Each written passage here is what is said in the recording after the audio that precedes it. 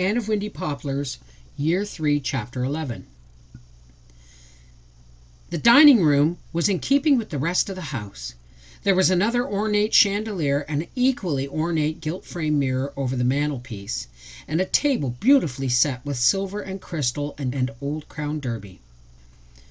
The supper, served by a rather grim and ancient maid, was bountiful and exceedingly good, and Anne's healthy young appetite did full justice to it. Miss Minerva kept silence for a time, and Anne dared say nothing for fear of starting another avalanche of tragedies. Once a large, sleek black cat came into the room and sat down by Miss Minerva with a hoarse meow. Miss Minerva poured a saucer of cream and set it down before him. She seemed so much more human after this that Anne lost a good deal of her awe of the last of the Tomgallons. "Do have some more of the peaches, my dear. You've eaten nothing, positively nothing." "Oh, Miss Tomgallon, I've enjoyed—" "The Tomgallons always set a good table," said Miss Minerva complacently. "My Aunt Sophia made the best sponge cake I ever tasted. I think the only person my father ever really hated to see come to our house was his sister Mary. Because she had such a poor appetite, she just minced and tasted. He took it as a personal insult. Father was a very unrelenting man. He never forgave my brother Richard for marrying against his will.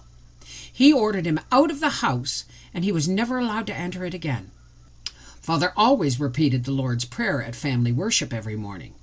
But after Richard flouted him, he always left out the sentence, 'Forgive us our trespasses, as we forgive those who trespass against us.' I can see him," said Miss Minerva dreamily, "kneeling there leaving it out."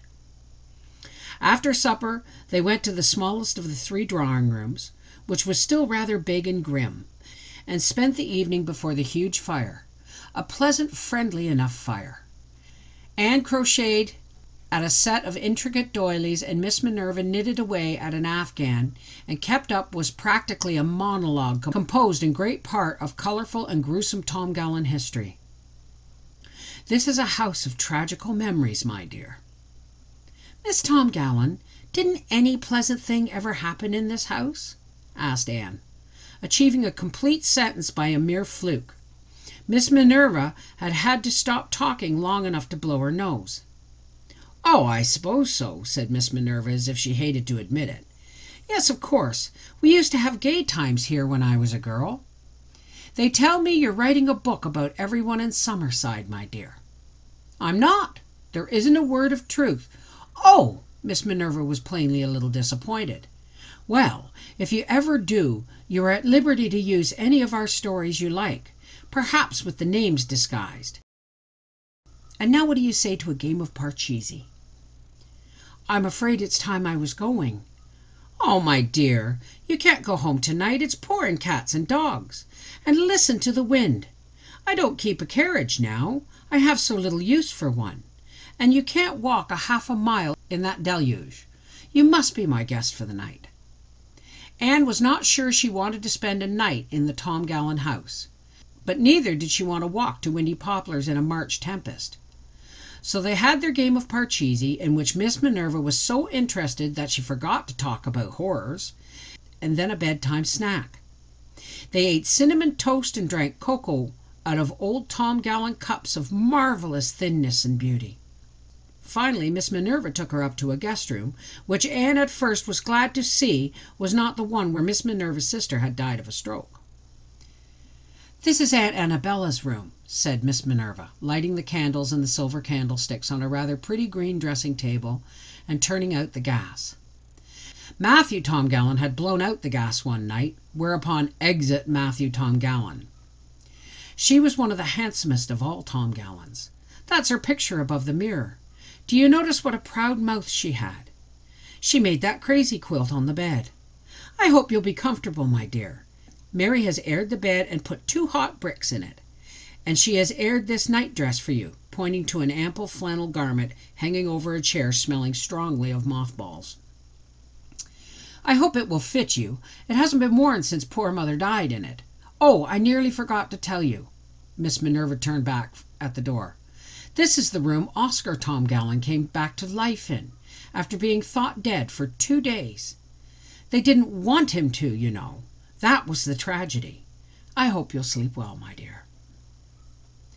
Anne did not know if she could sleep at all or not. Suddenly there seemed to be something strange and alien in the room, something a little hostile. But is there not something strange about any room that has been occupied through generations? Death has lurked in it. Love has been rosy and red in it. Births have been here. All the passions, all the hopes. It's full of wraiths. But this was really rather a terrible old house, full of the ghosts of dead hatreds and heartbreaks, crowded with dark deeds that had never been dragged into the light, and were still festering in corners and hidey-holes. Too many women must have wept here. The wind wailed very eerily into the spruces by the window. For a moment Anne felt like running out, storm or no storm. Then she took herself resolutely in hand, commanded common sense. If tragic and dreadful things had happened here many shadowy years agone, amusing and lovely things must have happened too. Gay and pretty girls had danced here and talked over their charming secrets. Dimpled babies had been born here. There had been weddings and balls and music and laughter. The sponge cake lady must have been a comfortable creature, and the unforgiven Richard a gallant lover. I'll think on these things and go to bed. What a quilt to sleep under! I wonder if I'll be as crazy as it by morning. And this is a spare room. I've never forgotten what a thrill it used to give me to sleep in anyone's spare room. Anne uncoiled and brushed her hair under the very nose of Annabella Tomgallan, who stared down at her with a face in which there was pride and vanity and something of the insolence of great beauty. Anne felt a little creepy as she looked in the mirror. Who knew what faces might look out of it at her? All the tragic and haunted ladies who had ever looked into it, perhaps. She bravely opened the closet door, half expecting any number of skeletons to tumble out, and hung up her dress. She sat down calmly on a rigid chair which looked as if it would be insulted if anybody sat on it, and took off her shoes. Then she put on the flannel nightgown, blew out the candles, and got into bed, pleasantly warm from Mary's bricks. For a little while the rain stopped streaming on the panes, and the shriek of the wind around the old eaves prevented her from sleeping. Then she forgot all about the Tomgallan tragedies in a dreamless slumber until she found herself looking at dark fir boughs against a red sunrise. "I've enjoyed having you so much, my dear," said Miss Minerva when Anne left after breakfast. "We've had a real cheerful visit, haven't we? Though I've lived so long alone I've almost forgotten how to talk. And I need not say what a delight it is to meet a really charming and unspoiled young girl in this frivolous age. I didn't tell you yesterday, but it was my birthday, and it was very pleasant to have a bit of youth in the house. There's nobody to remember my birthday now." Miss Minerva gave a faint sigh. "And once there were so many." "Well, I suppose you heard a pretty grim chronicle," said Aunt Chatty that night. "Did all those things Miss Minerva told me really happen, Aunt Chatty?" "Well, the queer thing is they did," said Aunt Chatty. "It's a curious thing, Miss Shirley, but a lot of awful things did happen to the Tomgallans." "I don't know that there were many more than happened in any large family in the course of 6 generations," said Aunt Kate.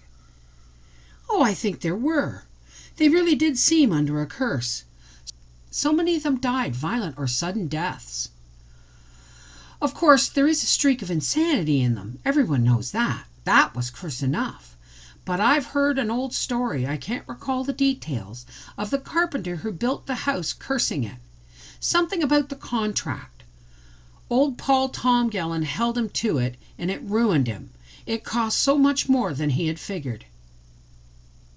"Miss Minerva seems rather proud of the curse," said Anne.